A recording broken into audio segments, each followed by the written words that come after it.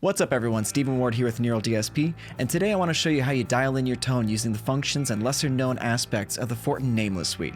Let's jump in. When dialing in guitar tones, it's important to know three things: what you want your guitar to sound like as a finished product, how each component affects your tone, and what your guitar naturally sounds like to begin with. And this is probably the most important aspect, but we'll get into that a little bit later.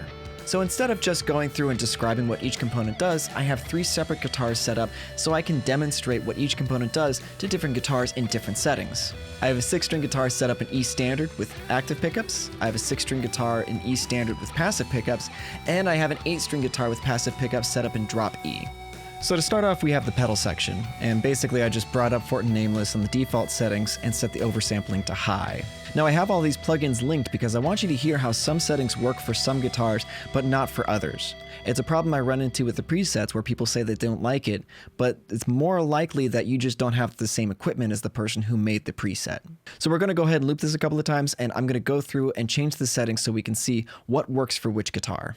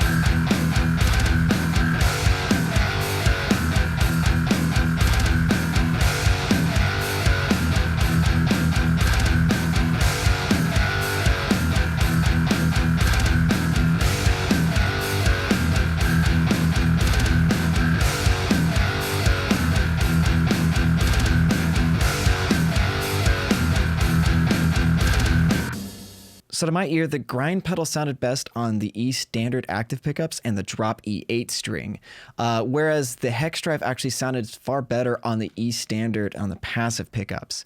And I think the reason being is that the grind pedal, its EQ curve sucks out so much of the low end because it's designed for 8-string and drop tuning guitars. Now the active pickups are really hot, so that kind of benefits from that EQ curve, but the passive pickups are already fairly thin as it is. So the hex drive really brings up that forward mid-range that I like so much in those passive pickups. Let's listen to the guitars by themselves, and I'll dial in the pedals where I think they should sit.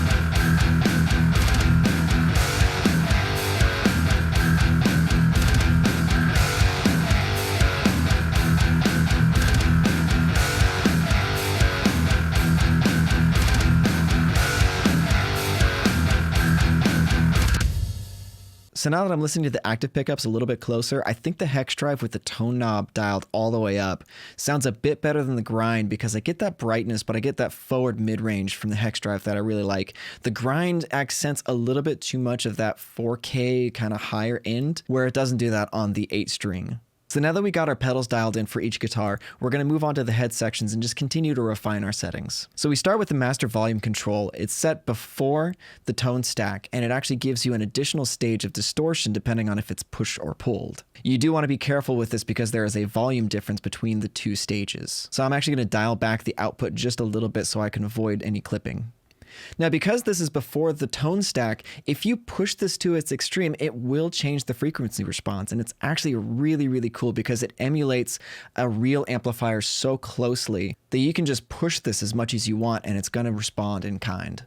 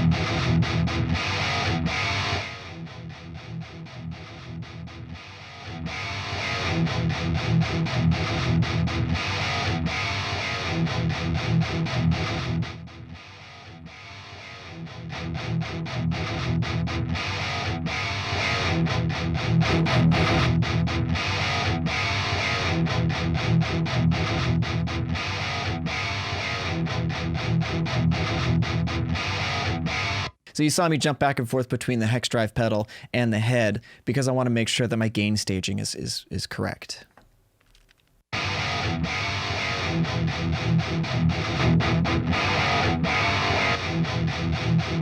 So I think I like the pulled gain for this, and let's move on to the tone stack.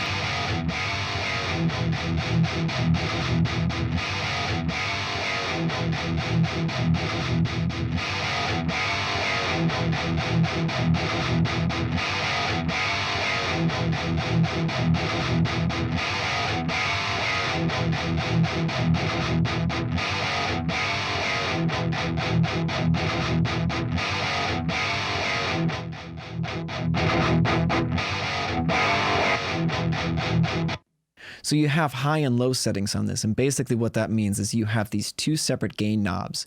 Low accesses gain 2, high lets you access both.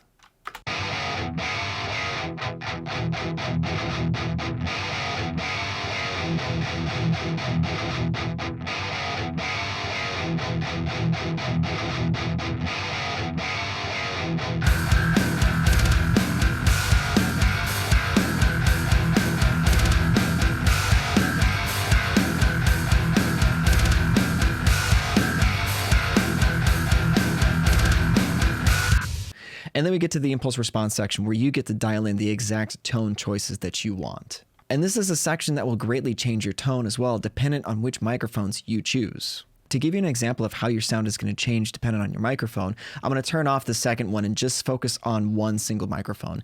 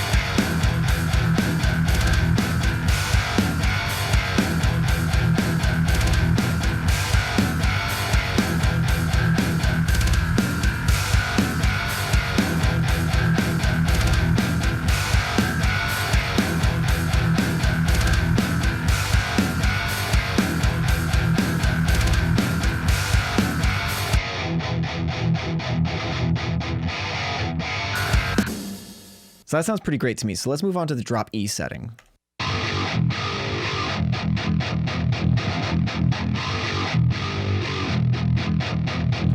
You can hear how much low end is being cleaned up by that grind pedal. So I'll turn that on and off so you can hear the difference.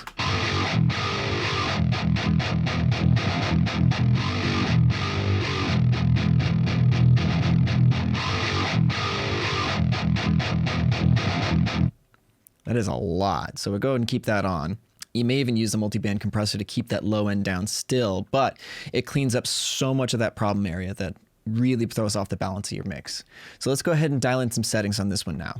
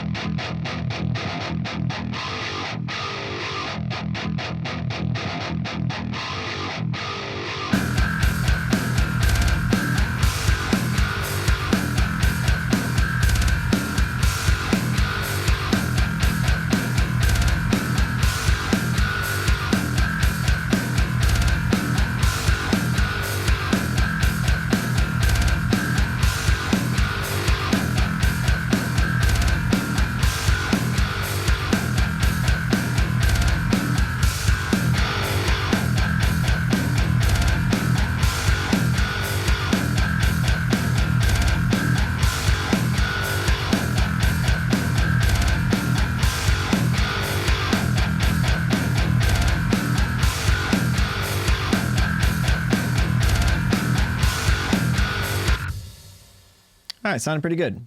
And now we'll do the active pickups on the E standard.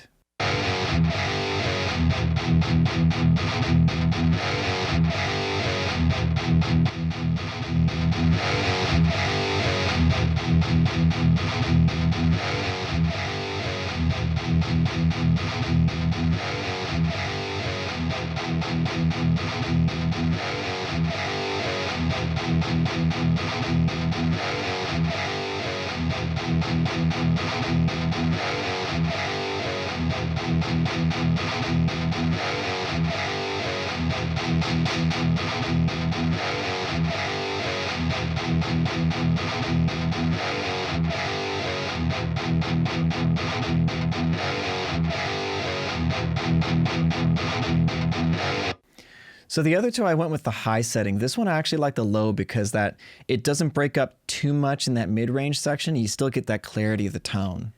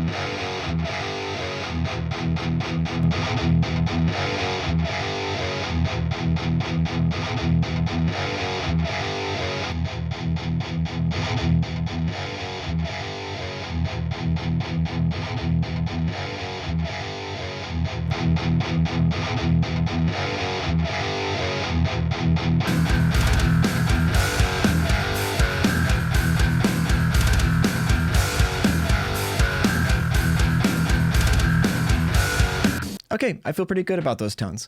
So let's go ahead and listen to 3 that I dialed in and kind of compare and contrast the tones.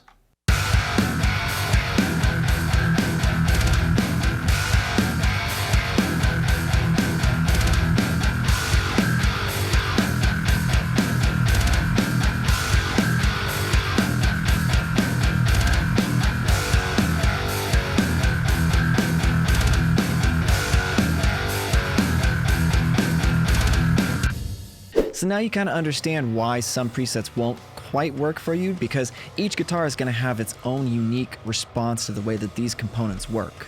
But hopefully this demonstration has allowed you to kind of dial in your understanding of how each and every part of this amp works. And I would encourage you to take these settings to the extreme a little bit. Don't be afraid to push them a little bit harder than you think that they can go. To me, these things are so realistic now that you can push them like a tube amp and get a lot of the same response out of them. Thank you so much for checking out this video. Please leave a like, share, and subscribe. Comment down below and let me know how you dial in your tone using the Fortin Nameless Suite. As always, I'll catch you on the next video.